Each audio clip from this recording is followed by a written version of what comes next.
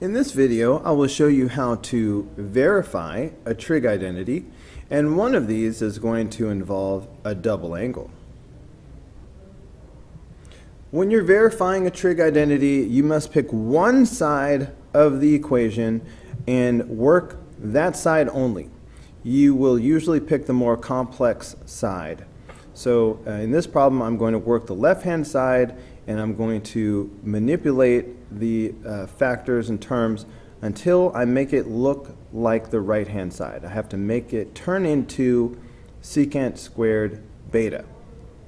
So our most useful strategy is to rewrite everything in terms of sine and cosine. So tangent beta, for example, would be sine beta over cosine beta.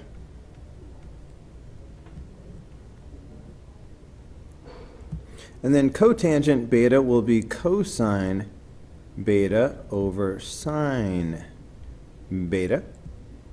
And then there's another tangent beta, so that's going to be sine beta over cosine beta again.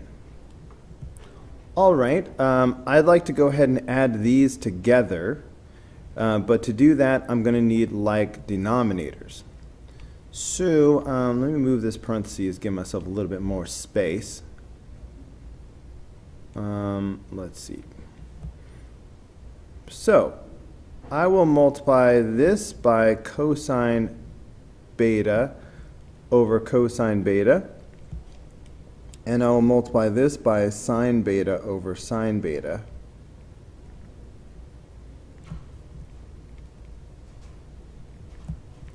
Okay, so that gives me like denominators of sine beta, cosine beta, sine beta, cosine beta.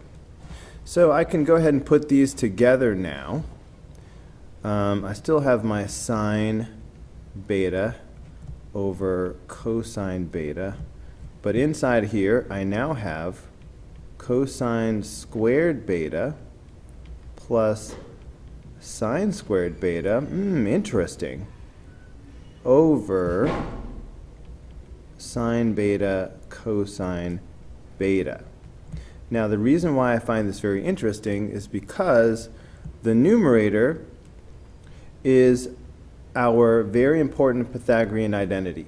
We long ago learned that cosine squared plus sine squared is equal to 1. So I'm just going to replace that yellow with the number 1. So then the problem becomes sine beta over cosine beta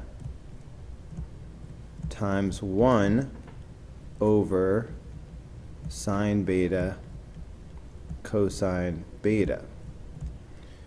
All right, now notice how I have sine beta in the numerator and in the denominator. So those are going to cancel each other out. So imagine that they are gone. Then there's nothing left in the numerator except for the number 1. And in the denominator I have cosine times cosine, so that'll be cosine squared beta. All right, so the reciprocal of cosine is secant. So this would be the same thing as secant squared beta. And I believe that was the target, secant squared beta and secant squared beta. So that's it for number 20.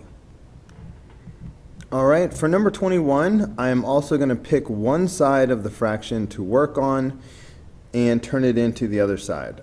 This time I'm going to pick the right-hand side. Again, I usually pick the side that looks more complex because I can start by simplifying it. Now in the back of my mind, I'm looking at the sine 2x.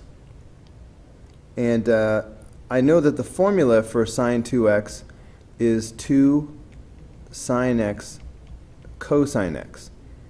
All right, so I'm hoping that I can make this look like 2 sine cosine, because then I can replace it with sine 2x and I'll be done. All right, but you cannot work both sides of the equation, so I'm going to definitely erase this for now. But I'm just hoping that this will boil down to 2 sine cosine.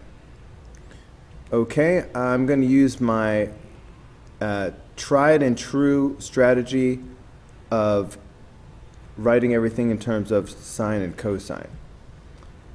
You know what, before I do that, I've got this 1 plus tangent squared. I'm pretty sure that's one of the identities that we were supposed to memorize.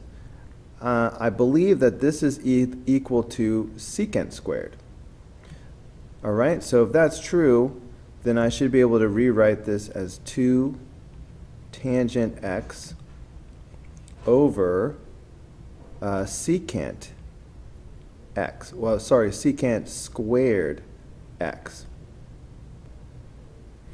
All right, and here's a list of the identities that we were supposed to memorize.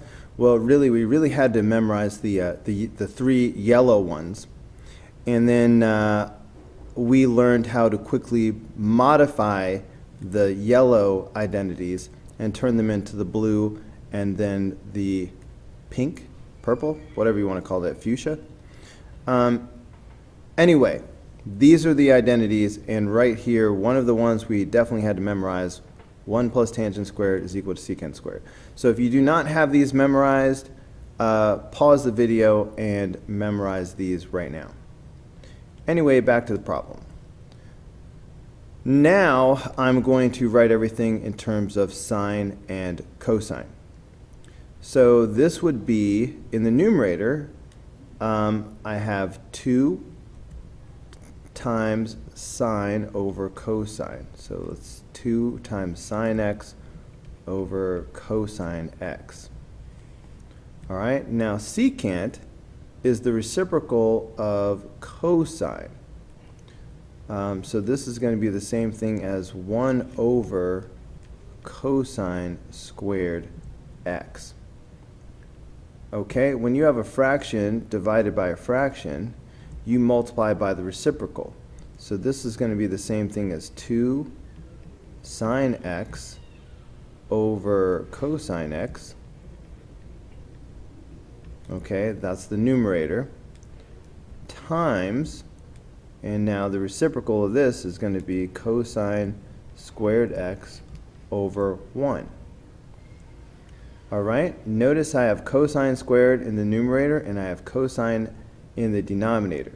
This cosine will cancel out one of these cosines, and so that's going to leave 2 sine x cosine x. Well, that is exactly the double angle identity for sine. This is the formula for the sine of 2x. Okay, the sine of 2x is 2 sine cosine, like I mentioned at the top. And this was the target, sine of 2x. So we're done. Alright guys, that's going to do it for this video. Go ahead and click here in the red apple to watch the next video. Click in the green apple to subscribe, or click the yellow apple for the full playlist.